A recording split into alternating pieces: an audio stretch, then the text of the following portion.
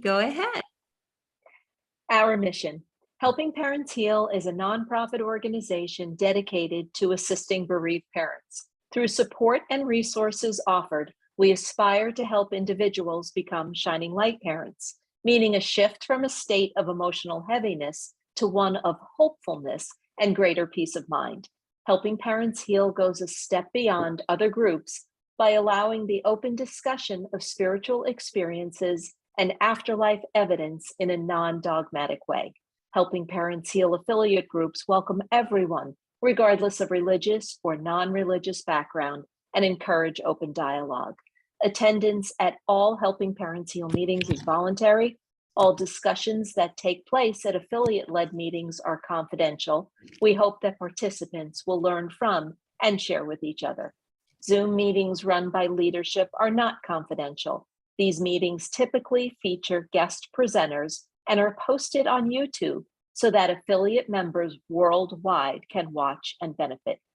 Neither type of Helping Parents Heal meeting is designed to replace traditional therapy or spiritual counseling. Helping Parents Heal offers a wide variety of speakers, allowing parents to learn about many possible ways to heal. This includes presenters covering progressive topics such as afterlife evidence and connecting with our children who have passed. The views expressed by our guest speakers may or may not reflect the opinions of Helping Parents Heal leaders and members, so we ask that you take from their presentations whatever may benefit you personally. Welcome, everyone, and welcome, Julie and Craig. Thank you for being here. Yes, thank you for being here. And I am going to do just a short introduction of Craig and Julie. And I know that everyone recognizes Craig. He is the mastermind behind the Life to Afterlife series. The first documentary in that series is Life to Afterlife. Mom, can you hear me? And we were lucky enough to be a bunch of parents from Helping Parents Heal were part of that documentary. And then after doing the documentary, we got together and did a book that Craig actually did an introduction for as well. And we are so grateful for that. It kind of explains a little bit about what our philosophy and what we believe at Helping Parents Heal is. But let me go ahead and introduce Craig and Julie. Craig McMahon started his career in 2004 producing LionsGate thriller movies, but later moved into focusing on family films. He writes, directs, edits, and is the camera operator on all of his films. He has numerous titles that have been sold in Wal-Mart and many retail stores, as well as many overseas stores. In 2017, he started a new label, Inspiriter Films, which focuses on positive, uplifting stories. Inspiriter also produces a slate of documentary films.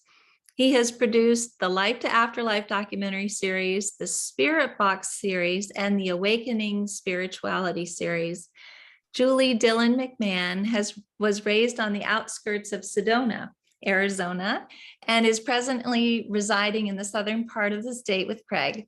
She is a Reiki Master and Divine guide who works with the Council of Light, assisting connections to the spirit world and restoring harmony, balance, and alignment to those in times of need. She works directly with many who have had major tragic life events and that feel lost or disconnected from the world. She assists clients in accessing the divine realms through her heart portal activations. Her mission is to help humanity remember the purpose of life is love, and that the transition of death is only a continuum. Having had a son recently transition herself, Julie knows the depths of pain that one can experience.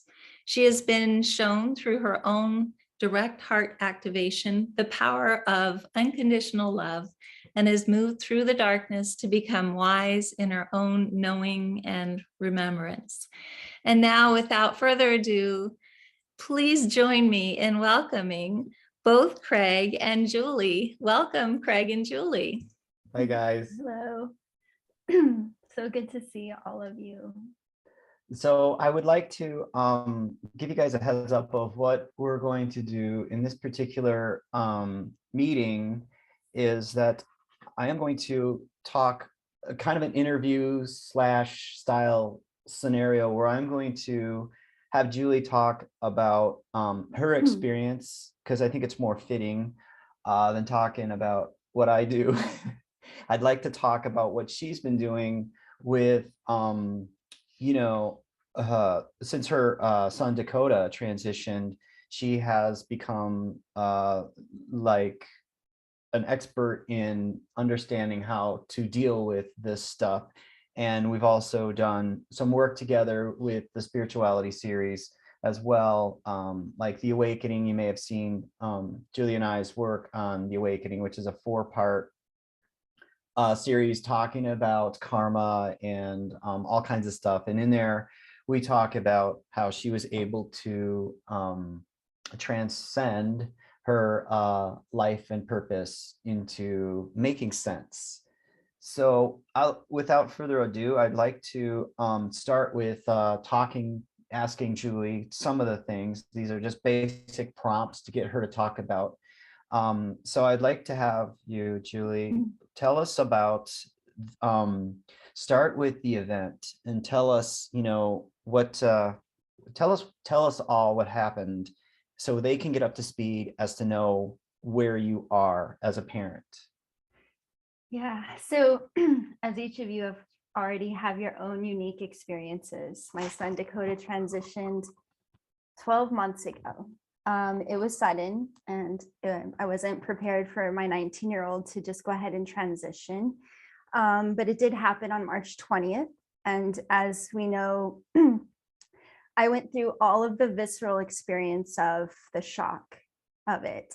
But there was also 2 perspectives that were being had. There's that out-of-body experience that each of us got thrown into when we experienced the very onset of our reality changing so drastically. So the one thing that I knew without a doubt is that there is no separation. I just knew it the moment I saw his body. I knew that I couldn't be separated from him. And so I chose to make that part of how I was going to experience life with him in another realm. And it really has brought my soul forward. And I think that is the key that we'll get into as we get into more of these questions, is when our child goes through a transition and goes to the heavenly realms and we're on earth, we're piecing together what it means. And at the root of it, I believe that things are allowed to happen. And when you trust that allowance, it unfolds an experience that brings that heavenly realm closer to you, and you start to become more in your soul essence, which is eternal. It's the eternal part of every one of us. So maybe you could tell the listeners a little bit about what happened. So I understand, he was 19. Let's talk about this fentanyl thing, if you could just Yeah, so the actual exit point, the day that he was 19 years old, I got the call like every parent does, and the first things that were said is he's not breathing. And he's not breathing. So, I had to walk up those steps and see my son without breath in his body. And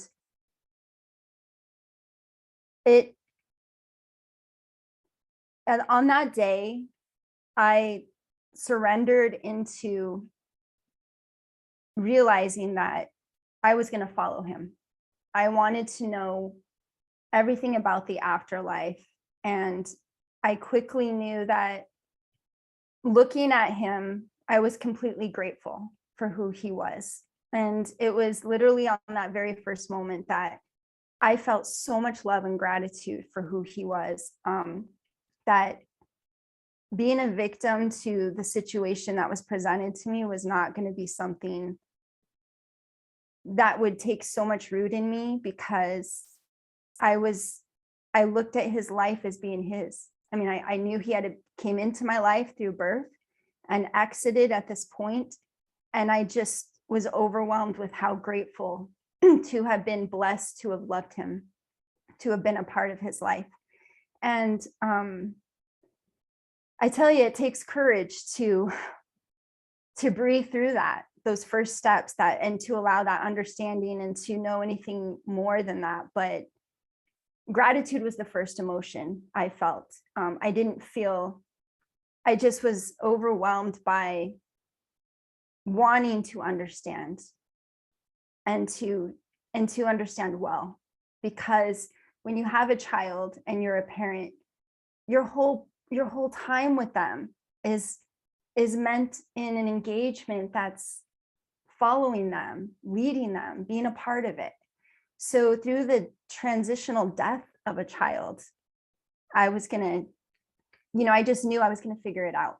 I was going to figure out how to do it in a light and in a way that led me to where he was. And then that unfolded so many things into my life that he's taught me.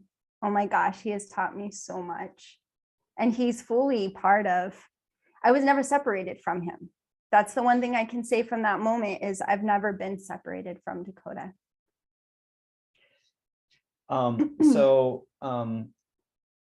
Let me give you a little bit of a timeline about how we met. This is last year when Dakota transitioned, so it's been his anniversary. We just celebrated a couple weeks ago, so it's only been 1 year. But I met her 3 months after Dakota transitioned. And, me, in what I do, my line of work, I interview so many people. And I was just like, you're 3 months in, you have this profound understanding, but I think, and an amazing communication. But I just said to her, I don't understand how you fast track the grief process. I mean, we had a 6-hour conversation. That was 3 months after Dakota transitioned. And it was the first time we talked. I was up in Phoenix. She was down here in Tucson. And we talked for 6 hours. And I was just like, I want to know how you figured this out. Because she just really, I've never seen anyone fast track grief like she did. And I know, Elizabeth, you and I have talked about this, but I would really like to ask, or have you explain this fast tracking process that you did with the grief. That word, it's really interesting that we have so much work that's been out there that coins things like grief and pain and suffering. And of course, there's a visceral part to us being human. I still went through that. I mean, I lost my hair. I lost so much of my hair, as you guys know, because your body is just in shock of what happened. But what I knew were the things at the very beginning, which was, I'm not going to be separated, and that it's impossible to separate a parent and a child, or to separate love from someone. So that was what I knew I would follow. I knew that I would just go to the source of following him. And so grief and anger and guilt that comes up in those early moments after the shock of reality, when you find that you're in it, they just didn't serve me. I didn't want to focus my attention on why fentanyl took his life, because I saw someone right up there, my son was given a Xanax that was counterfeit as well. He didn't know what he was given when he took it. And he was never really a person that was into drugs. It was just boom, Dakota was here, and boom, Dakota was in another realm. And so I didn't want to focus my feelings or my attention on anything other than loving him gracefully, still being a part of his journey, being a part of everything that he was now a part of. And so that grew my faith. And I was blessed, because Dakota told me early on in my heart that focusing on that stuff as to what the cops were already going to be focused on wasn't important. It's not important. But the minute that he crossed over, he was good. You know, I felt his heart through my heart. I felt his consciousness, I should say. So I just, instead of using all of that angst that was inside of me, I decided to transcend it into the things that kept my heart open, because your heart wants to close, and everybody around you in those early moments want to make sure, and they say things like, I'm sorry for your loss and your loss. And I didn't want to lose Dakota.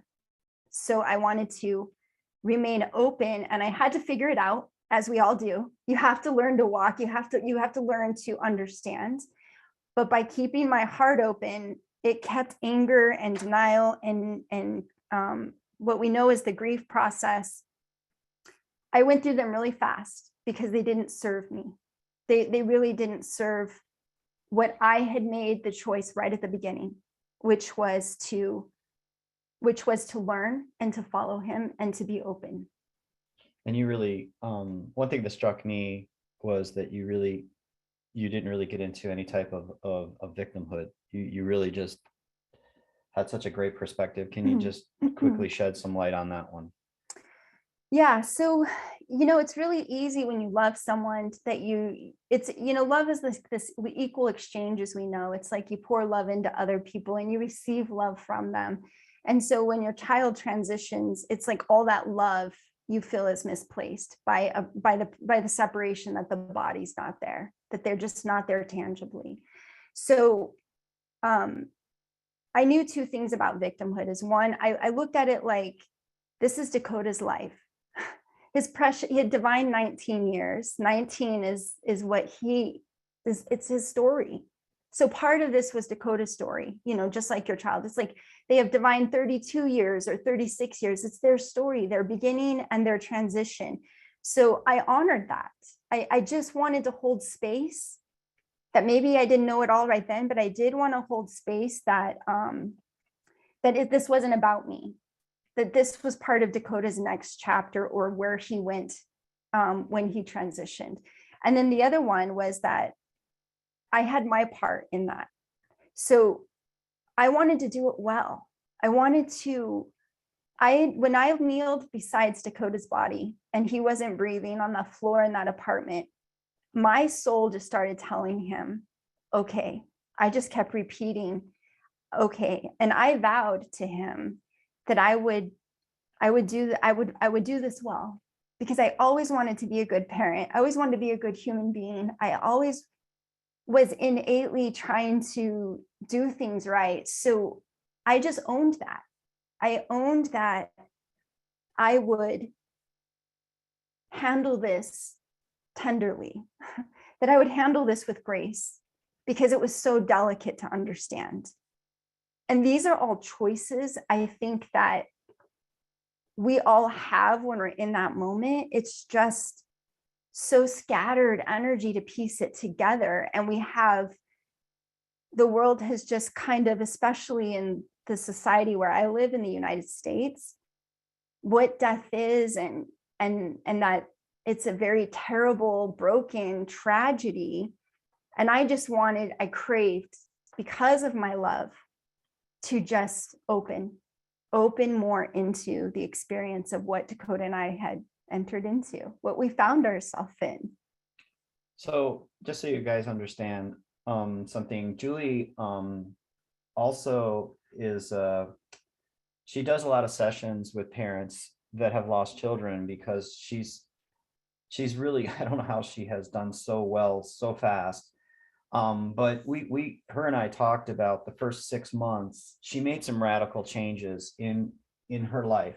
And a lot of these changes had to do with, you know, how family members talk to you, how friends, you know, her whole life. She just made a conscious effort to, so let's go ahead and, if you can, talk about this major change that you did in changing everything in your life. So probably, as every single person that's sitting here knows, that when you are in a position where you have a beautiful soul, a beloved soul on the other side, your son, your child, go through the death process, the one thing I noticed early on is I had razor sharp discernment. I mean, I knew things in my life just weren't going to work. They didn't work the same. It wasn't the same. My relationships with other people weren't the same. My job didn't feel the same. Nothing seemed, everything seemed hyper vigilant, hyper aware. So because I wanted to embody and stay connected to my son and my soul, I started to pay attention to that discernment. And I started to watch and realize that a whole new group of people came into my life. People I never knew before came in, and people that had been there for years, I wasn't even talking to anymore. It's like a phenomenon that happens and I think that I started to let things fall away that didn't serve me. I mean, I finally made the career change that was kind of lingering, that, am I really doing what I want to do? I just started to leverage the change, and I followed it, and it was easier. It gave me an outlet to channel all the energy of pain that you have when a child transitions. Of course I felt sad. I mean, that is one thing I've learned, is sadness is actually love. It's when you're sad and you sit with it, it's just because you loved someone so dearly. And so I have moments of sadness, but I don't let sadness become my state of being, because it really does cloud up my energy, and I don't get that closeness to him. So I just was okay with not having certain people around me anymore. The ones that were saying all the negative, or the things that were just not making me feel good as a human when Dakota was on this earth. I just paid more attention to where my energy was being placed, and made the changes that followed that discernment that I think we get. And the reason we get that gift of that discernment is because our soul is turned on. Our kid is in the afterlife, in the heavenly realm. So our soul is half there. That's why we have all of these hyper vigilant awareness. I think it's kind of the gift in being with them still, being where they are. I also noticed that Julie had a really unique way of communicating with Dakota in the afterlife, which I'd like to say that it was like a new relationship kind of thing. So could you elaborate on your communicating with Dakota, of course, in the afterlife? Yeah. So when I go back to that no separation. It was also something that was resounding in my mind when I was leaning over his body. No separation. I just knew it. Before I went up the stairs, I had an officer stop me and say, he's gone. And I knew right then he wasn't gone. So that no separation, I went to the source. So I went to Dakota. It was like, I started to just keep my heart open and trust that he would make contact with me, that I would be able to receive full knowing of the afterlife, if you will. And he has taught me by doing that, because if your heart stays open, that pain in the heart that we get when we say a child is gone, I live with a pain in my heart, in your heart. I just realized that energy just needs to go somewhere. So I chose to just softly learn this new relationship, which is having a relationship with your child in spirit, more or less. And it's very different than what we have here. So that's where people think, I want to hear my kid's voice the way it was when he was here, or I want him to be in the kitchen like he used to be. But that's a very earth thing. And because I saw his body without breath, I knew that part was back in the earth. So learning to be open to phenomenon, and to be open to the realm that medium's access, I just went directly to Dakota and started to engage in ways of inviting him into my heart, into that inner part of me that we all have, that we know exists, regardless of when we're talking to our beautiful husband or our loved ones. There's this inner knowing, this inner pulse to us.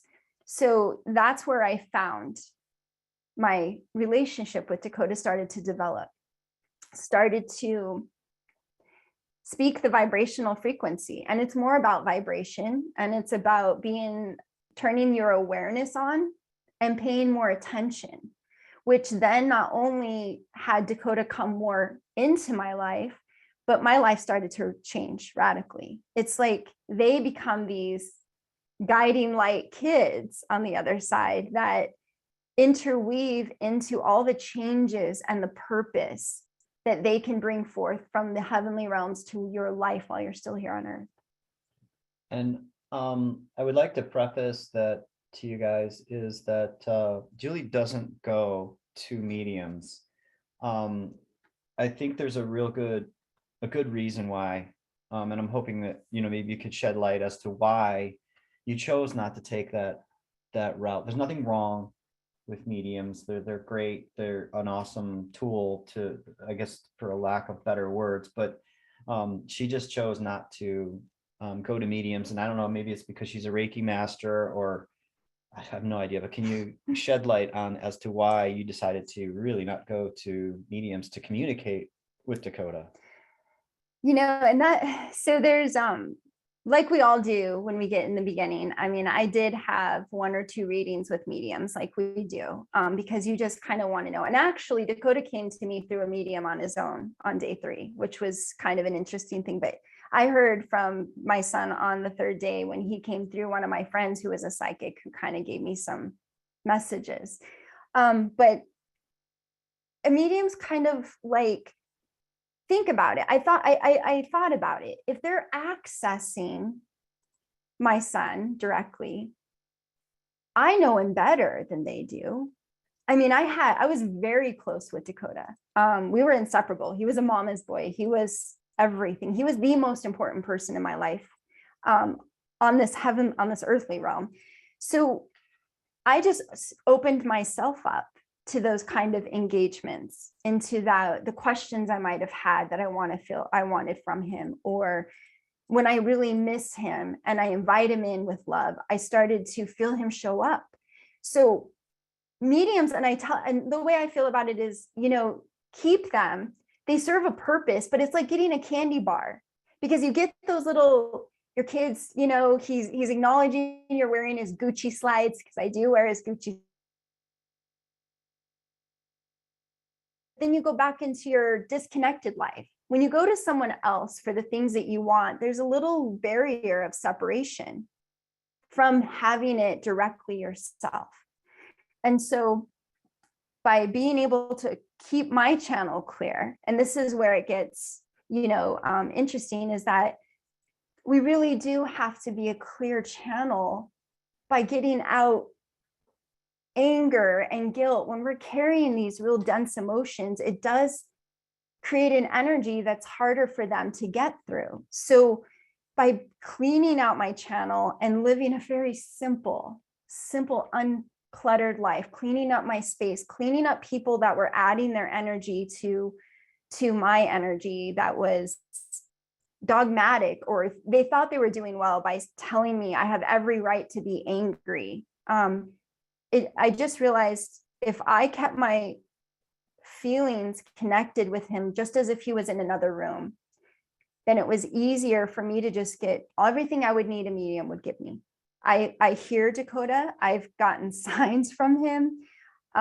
He engaged very quickly, very early on, and has been there ever since. And I think that the key was that I didn't let my heart close, because everything we do is from an open heart. And what happens, I see, and I know, and I could see, I was on the slope. I was on the part where grief can really become a thing that you get entangled with for years, decades. I just realized that my attention now is on the spirit realm, the eternal part of Dakota, the eternal part of me. And so, yeah, a medium, it's just, what do you do when you don't have that 1 hour with them? You go back into disconnect until you get it again. And I didn't want that. I wanted full understanding. I wanted full immersion. I wanted fully to live with Dakota. I never wanted Dakota to ever be separate from me. And he never has been. It's just different. It's just different. And I would like to also talk about another topic that tends to rattle some cages and not so much, which is the idea of a pre-birth plan that perhaps maybe we all agreed on these events to happen to put us into a situation where we somehow transcend or overcome these scenarios. And then there's the other camp that said, no, this is not something that I would ever dream of agreeing to. So Julie and I kind of discussed the whole idea, regardless of whether you believe in a pre-birth plan or you agreed to it or you didn't agree to it. If you want to elaborate on the irrelevancy of the idea of a pre-birth plan, you agreed to it or did not agree to it. Yeah, so we all, when we start this path of understanding when our child's in the other realm, it's, you find out there's camps on both sides. And I just made it simple.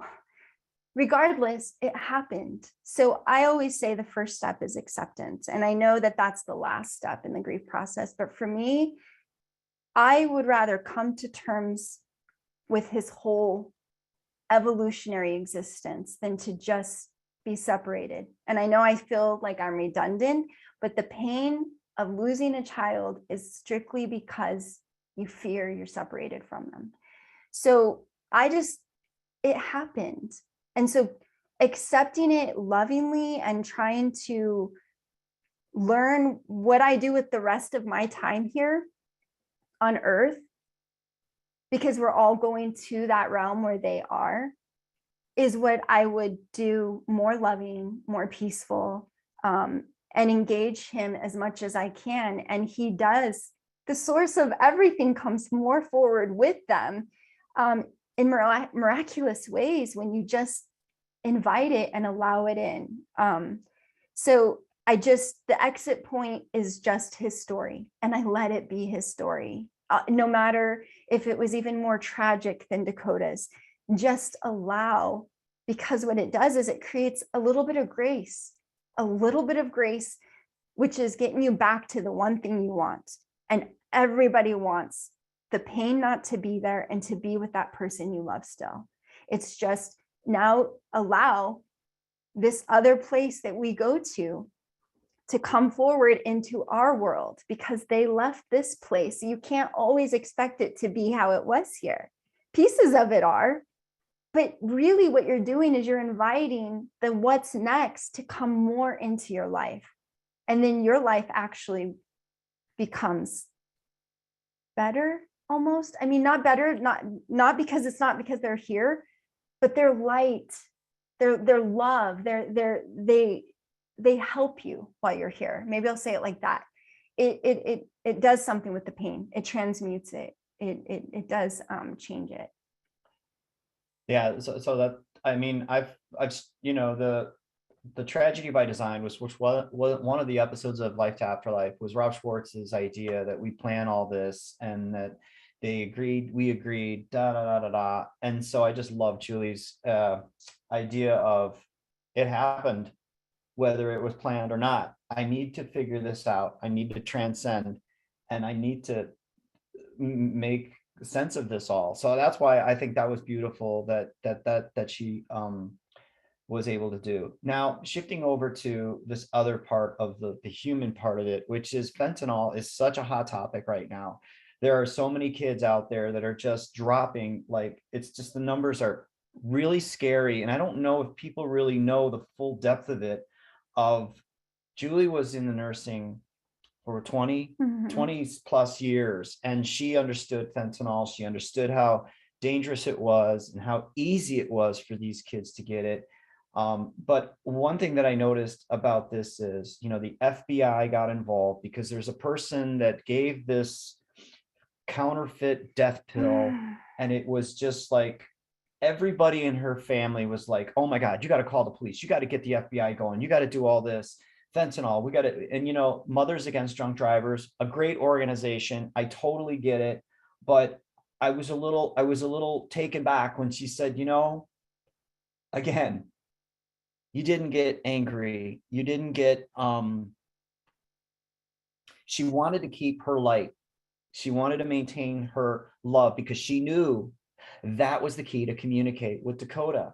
So the minute she engaged in, let's say, another person, like a friend or a family, was just trying to get her into this dense negative energy, tell us about your every reason to be angry at the fentanyl criminals and all this stuff, this whole thing. But you went a different route. Tell them about this. And I do want to acknowledge, I've seen some of the people who have also had children transition from fentanyl, and my heart's with you. So I've acknowledged every single one of you that have wrote something off to the screen when I've caught it, along with any other exit point. But it was like a thief in the night, fentanyl was. So the very first thing is that Dakota told me it's not important. He said, and he showed me, it's water on a duck's back. He showed me an image of a duck shaking off water. And he said, it happened. So what that gave me is confirmation that when you leave your body and you go to the other side, they don't hold on to the event. They don't hold on to the person that did the perpetrating or that the victim. It's water on a duck's back. So I didn't want to focus my energy on that. Yeah, and that's just strictly a choice. I mean, there are good organizations out there that are trying to change this planet to try to get awareness about fentanyl. But you just got to choose what do you want to do? Do you want to? I think the communication was really, she wanted Dakota there, and I think it was just. It seemed to kind of get in the way of the anger, the guilt, being a nurse. There's so many things. Yeah. So that part of it, I just made quick decisions. When we talk about that razor sharp discernment that I saw early on, I knew that there's people that are going to handle that. I mean, there were so many cops. They have that. I'm in charge of what I do with my attention, and I know that I know what we bring to the afterlife. I know that it's everything I do with my energy and all that love that they bring. That's the other thing he told me was, it's all the love, Mom. It's all the love. You get all of it, and it never stops. Everything I do now that untethers him, he receives all of it. So when I use the word, I don't tether him in my guilt, my despair, my angst, it liberates his soul in his life review, and it untethers and liberates mine. And so when I look at my time as fleeting and but a moment here as well, I choose honor. I choose every moment to be as if Dakota was in every person or every word or every part of my being.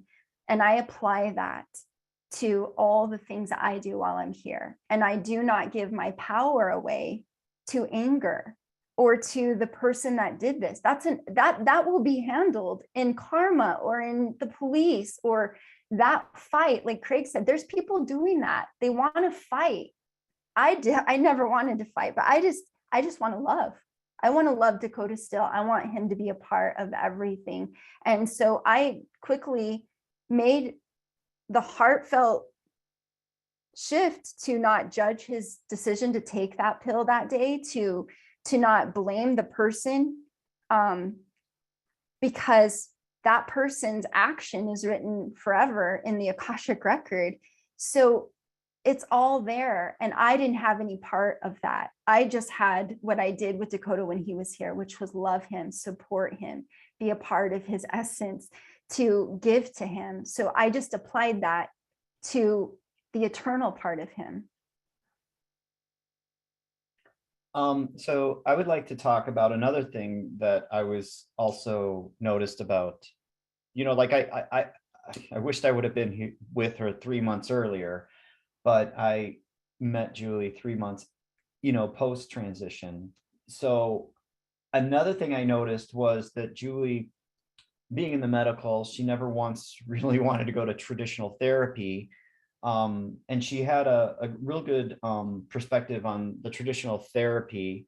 And I know, Elizabeth, we've talked about this traditional therapy, this medical thing. So can you explain to us what this traditional therapy and how you chose not to go that route? You chose not really to kind of go to mediums.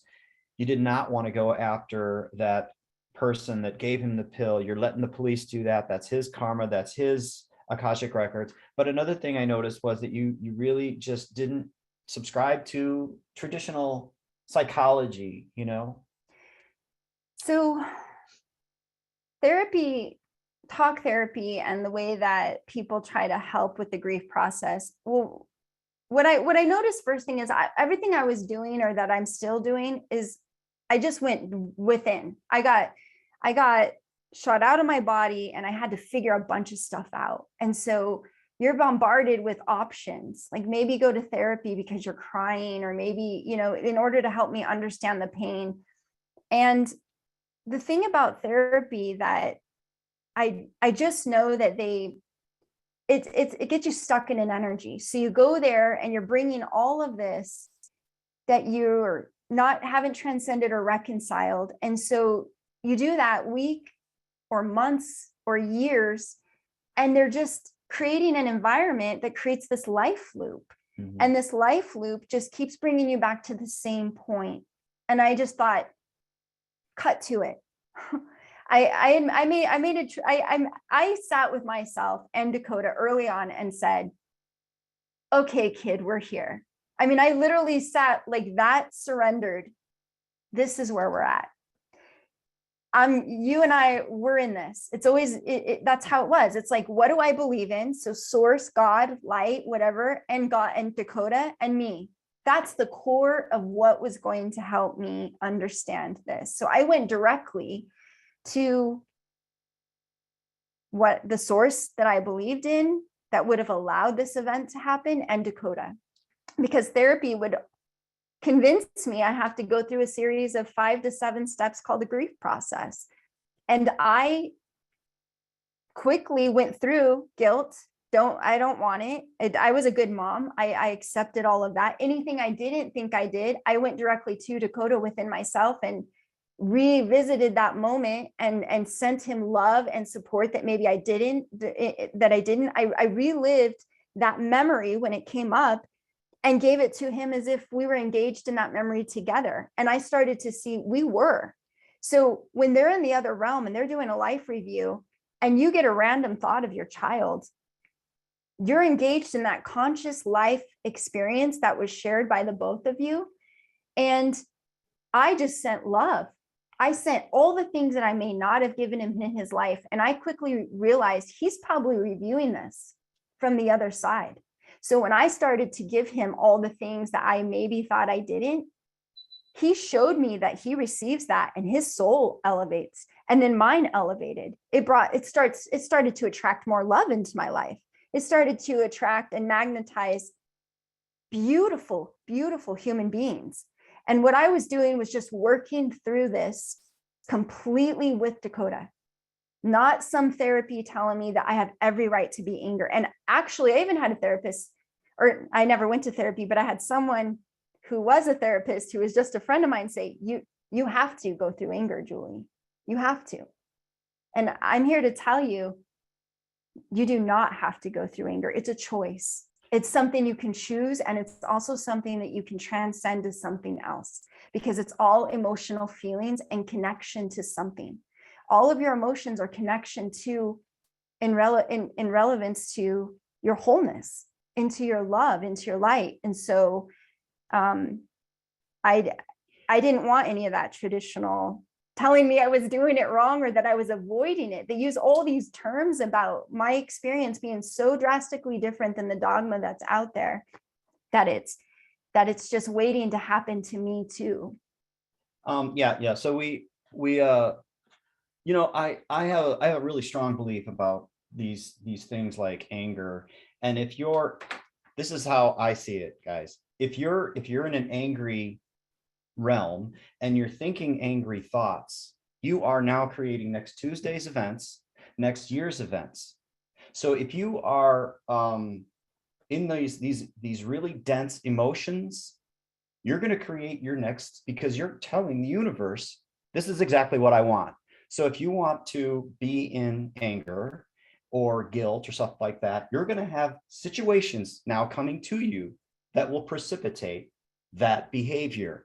So if you put out love and gratitude and joy, you are going to create next Tuesday's events that will be of joyful situations, loving situations.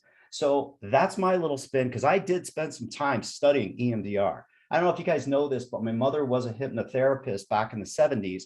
And we went through all this. We went through all this, all this kind of stuff. And so if you want to stay in let's say anger, why don't you go ahead and tell them about this idea of living in this anger and how it creates angry situations to be angry.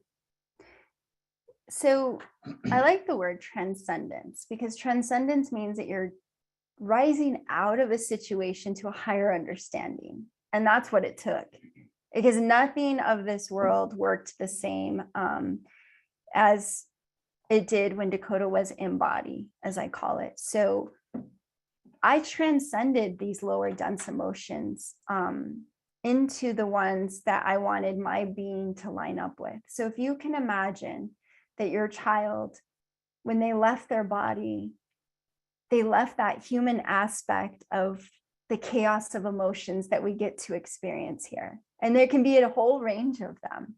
But when they actually shed that, and now they see and look back on that life experience, and they see all the love they had with their brothers, their sisters, their fathers, their mothers, their girlfriends, their boyfriends, then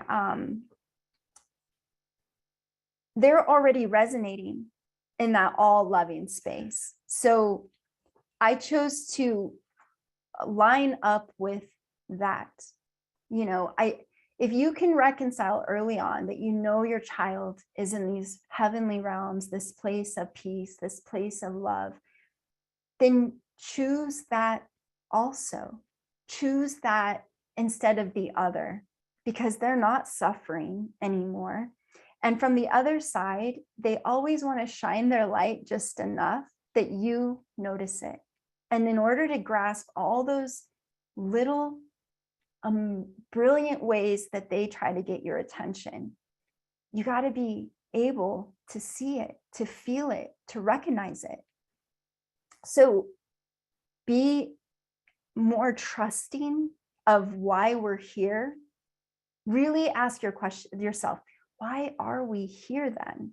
If this place is impermanent, on a sense of we watch our child go through the death process, then I just came back to the one thing, which is that we are meant to be a part of why we have interaction with others. And I sat with it, and Dakota is love to me. I loved that child immensely. And so if he's not here, that still exists. So in order to line up with love, you really can't be angry and expect to get more love. You're going to put a barrier between you and love. Guilt, it puts a barrier between you and love. It puts a barrier between the one thing that you want. So all I say is try setting it down. Try not doing that for a while. If you've gotten really good at anger, it'll come real natural to you. If you've ever met around someone, you're like, oh, they're a very angry person. They're always mad because they got really good at being mad. People don't realize that they become the emotion that they emote the most. It becomes a personality. It becomes their state of being. So I knew that he is in love and that he is in light and that he's not tethered. So then I became more light. I became more loving. I became more trusting. I did the exact opposite of what the world told me I should do. And I did it just because it felt better. It feels better not to carry so much dense feelings inside me. And it also, from my perspective, opened up the clear channels for her to communicate with her son. And so that was really what I took away from it. And that it's kind of like this. It's like if you use your egoic mind to make all your decisions, and you let these emotions creep in, and that emotion and that thought all creates your next week, your next Tuesday, and your next year. But if you can shift your command center, if I can say, to a place of love, it's going to open up these lines of communication that I do on my own. I mean, I've had 2 brothers transition, both parents transition, but just from my perspective of shifting from an egoic state of mind to my command center of love, the clarity. I can hear my mom. I hear her all the time talking. It's just the communication becomes crystal clear when you shift to a state of love. So I would like to kind of bring this to a close. And if you guys are interested in some of our content, we have, and if you guys can, Irene or Elizabeth, if you can put this on the screen, it's basically, we have 3 places. We have our YouTube channel, which is Life to Afterlife Spirituality Series.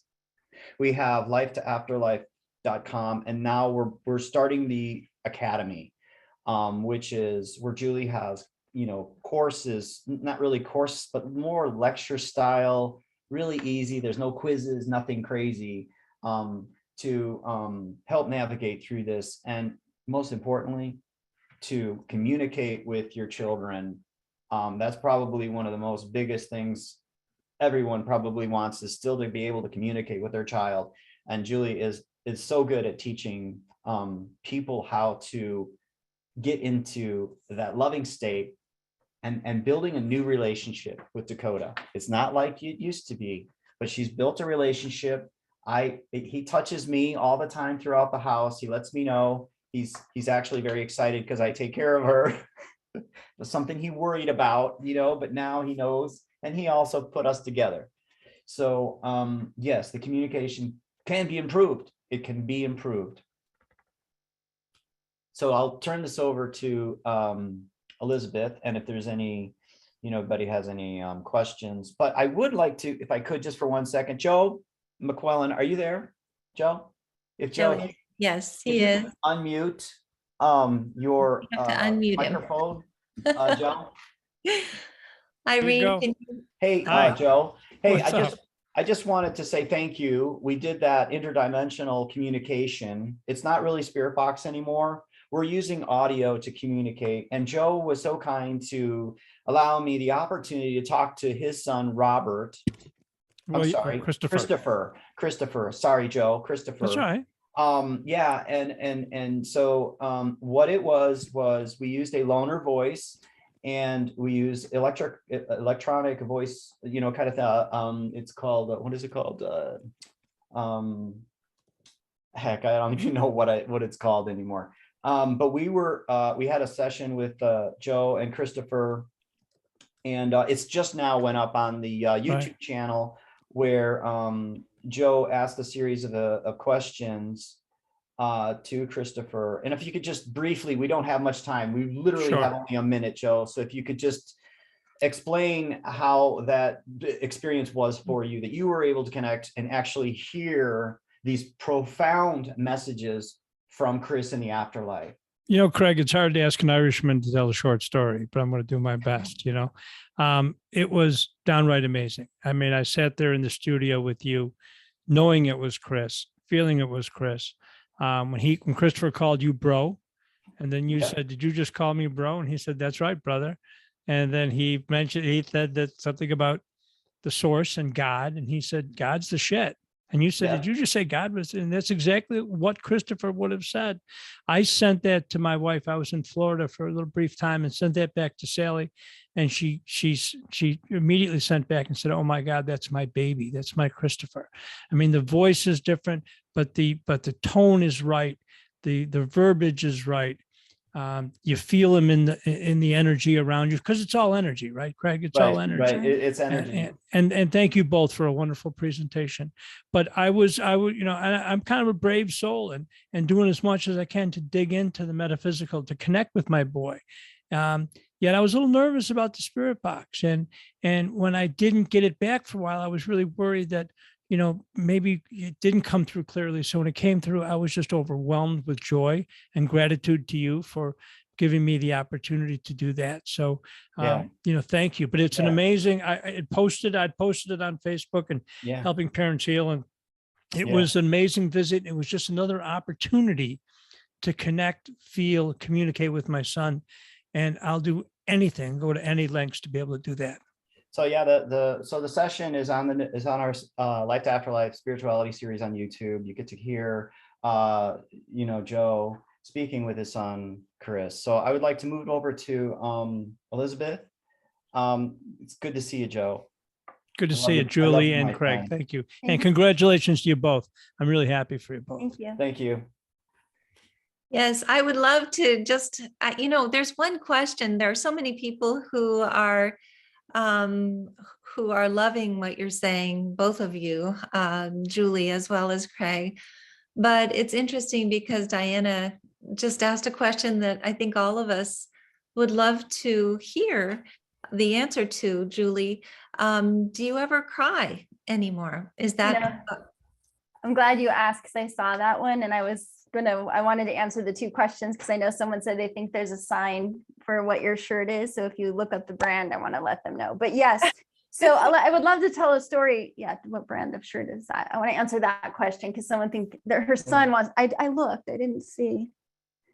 I don't know. We'll find out. We'll let her know.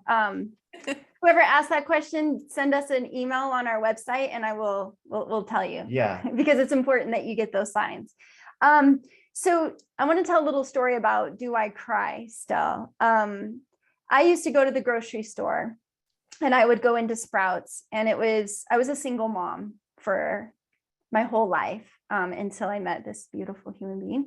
And so when Dakota transitioned, it was really hard for me to go to the grocery store, because I used to get my stuff and his stuff, because he was old enough that he liked certain things that my 45-year-old body didn't want. So it was hard for me to go. And I remember I would cry every time I would get into the parking lot, and I was already starting to have communication with Dakota.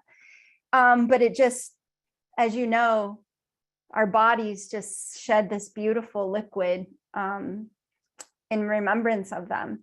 And so I sat there and I just told him, this is so big what we're going through. I can't hold it in my container sometimes. And so I wanted to keep transcending, and I didn't want to keep going into that slippery slope of falling off the cliff of sadness, in a sense.